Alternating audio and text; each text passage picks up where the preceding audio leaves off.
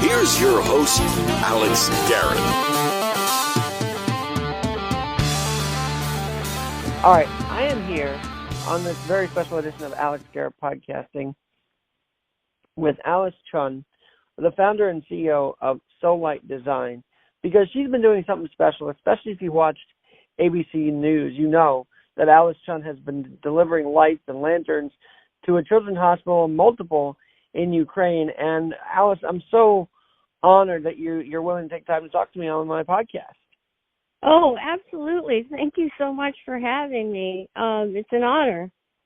Well, I don't think when you started Solight Design you'd expect to be on ABC News, but what you're doing now is so special. So firstly, tell us what Solight Design is, and tell us, you know, there's a tradition with the lanterns, is there not? So weave it all together for us, for those who might have seen the ABC special. So I'm an inventor, and I used to be a professor at Columbia University and Parsons the New School. I used to teach architecture and material technology, and basically started to focus on solar energy after the birth of my son, when we realized he had asthma, and so many children have asthma because of pollution in energy consumption with buildings. 75% of the pollution comes from our lighting, heating, cooling, and in any case, this rapid change in the human gene it's too early for us to be changing this rapidly, so it has to be because of the environment. And that's when I decided to focus on solar energy. And I was teaching at Columbia at the time when the Haiti earthquake happened in 2010, and I decided, let's do something to help, because this climate change is, you know, the disasters, the hurricanes, the earthquakes are becoming more and more frequent. So we changed our studio to be an innovation studio to help Haiti, and we realized that they're a microcosm of what's happening globally. The country was not electrified, only 10% electrified, and everyone was using kerosene for lighting their world at night. 2 million children die from the toxins, from the fumes of kerosene lighting, and people living in extreme poverty are spending up to 30% on this deadly toxic fuel. And I researched every single solar light out there, and they were all heavy, hard plastic, non-recyclable, and toxic to the landfills. And I designed a new type of solar light that flat packs like an origami balloon. I grew up doing origami. I'm Korean. My mother taught me origami when I was a little girl. And our lights are the only ones that flat pack and pop open into a perfect cube. And that's very important for disaster relief, because you don't want to take up space. It has to be extremely light. It's the lightest solar light on the market, and it is beautiful as well. We believe that design provides dignity, whether you're living in Haiti or Houston. So that was the beginning of my pivotal shift from being a professor in design to being a social entrepreneur. And since then, we've been helping in regions of extreme distress. So I just came back from Ukraine to deliver our solar lights that actually have 6 different colors, and they are used for PTSD in children. And I was very fortunate to be able to visit many refugee camps and children's hospitals to deliver light, because everyone is basically living in the dark there because the Russians have bombed all the power stations. And now... Well, tell me about that, because there's such an importance behind bringing light. So that's what drew me to this, is that here's Alice Chun going into a very dark place right now with light. And did that light radiate on the kids' faces? I have to ask. So it's almost like magic for these kids, because our solar puff, that's what it's called. It's called a solar puff solar lantern, and it's flat, and then it suddenly pops open into a perfect bright cube, and they think it's magic. And their eyes light up and they start smiling and laughing. And, you know, these kids have been through so much. I met a girl where she lost 12 of her family members, witnessed them being shot and killed in front of her. I met a boy who was bombed in his village and he lost his leg.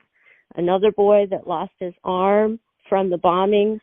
And if anything, you know, you wouldn't blame these kids if they were hateful or spiteful, but they were the opposite. They were so kind and so thankful and so forgiving that it really was a gift to me to be able to meet these children and tell them the story of the solar puff, which is the sun is the most powerful source of energy that comes to the earth every day, but the light of your heart, the light of your mind is even more powerful than the sun. And if you keep fighting with that light, there's nothing you can't do. And the kids just really, it just resonates with them. And they, you know, actually I've called the hospital after I've left, and the kids all use them for night lights, and they love them because the regular generator lights are so harsh,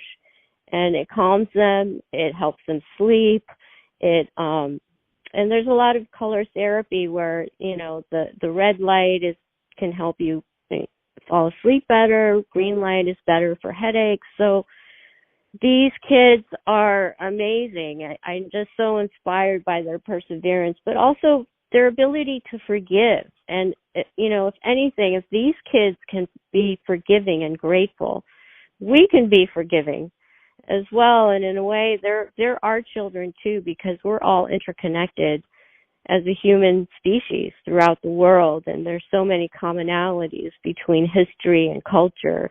And so one little boy said that he would take his camping because he had a little forest behind his house in his village.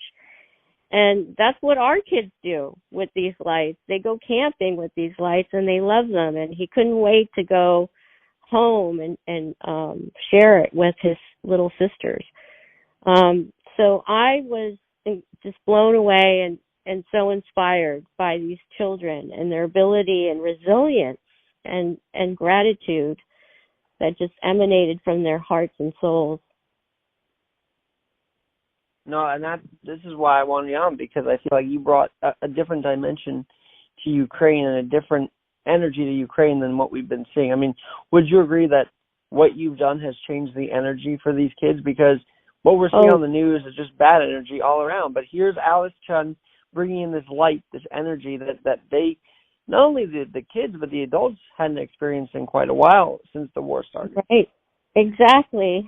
Yeah, it is a terrorist strategy to take away energy and light at night, because it really creates a kind of a torturous environment by being left in the dark. And so the beauty of it is that our lights just work with the sun, and the Russians can't take that sun away.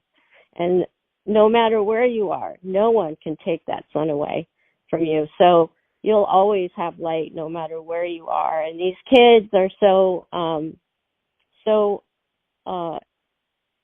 happy, and little chubby cheeks that are spread wide and eyes that just stare at the light. It's just an amazing feeling to be able to not only go there personally to give them this message, because in a way the impact of that is far more powerful, to be able to actually stand in front of them and to say, I've come halfway across the world to tell you that you matter and that we care about you and that we haven't forgotten about you.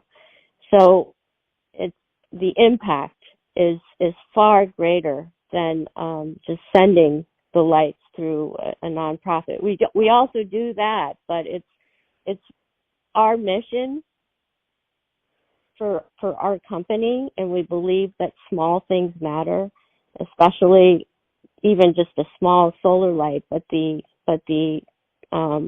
story of how powerful we are, and that help is not out there; it's in your hands. So I've got an interesting. You sound so stoic, but did you shed tears as well? Because I know that this can be an emotional endeavor. So I don't cry when I go to the hospitals, but the next day, if I start talking about it, I start crying because I'm just so moved by how much I love these kids. And when I was in the kids' rooms, I would be talking to the children, and there would be a parent there, and I look up, and the mother starts crying, and I say to her, what's the matter? Why are you crying? And she's speechless. She can't even talk. And then I say, can I give you a hug? And she nods her head, yes. And I hug her, and she just grabs me like a big bear hug, and grabs me and holds me so tight and cries on my shoulder. And it's an amazing feeling. I just tell her everything's going to be all right. It's going to be okay. And that happened many times. The children are actually just so happy and kind of mesmerized by the gift that I give them, which is this little cube of light. But the mothers and the parents all come to me and ask me for more, because there'll be an aunt in the room, and she will have a child at home. And so it's a kind of ripple effect. And what's the beauty of it is, like, people like you are helping us spread the word globally, locally, nationally, to share this story of hope and resilience, and how small things matter. Locally, and you are a New Yorker, so hopefully you get to do this face to face one day soon. Because I know great. You're off to the rate. You're off again to do some more work, this time in Turkey. Tell us about your next endeavor. And are you a lifelong New Yorker? I got to ask that also. Well, I've been living in New York for about 22 years, but before that I was in Philly, so I guess I'm a New Yorker now.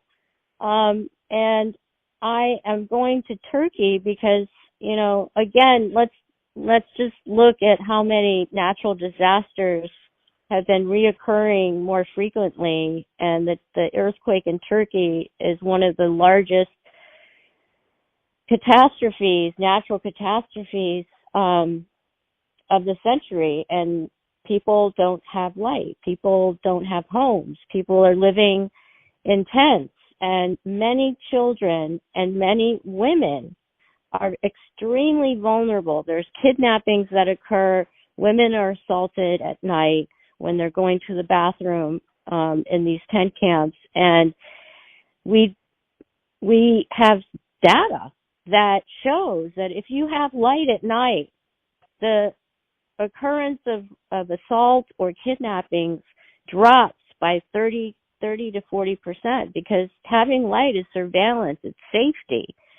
So that's the other kind of impetus for me, to go there and make sure that these kids are safer at night. Well, we are thankful that you're lighting the way, literally. We are talking with Alice Chun. Your full Twitter handle is Alice Minso Chun, and CEO of Solight Design. Please continue to share that light and energy around the world and here in New York, and let's catch up in person real soon.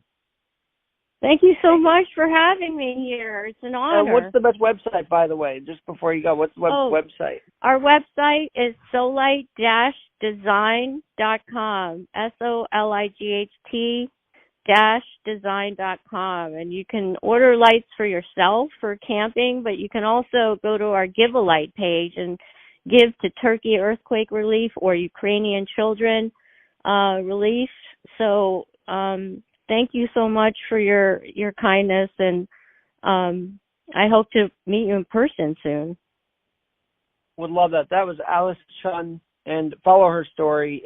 It continues to grow as she and Solight Design grows, and can't wait to have her back. I'm Alex Garrett on the Alex Garrett Podcast Network.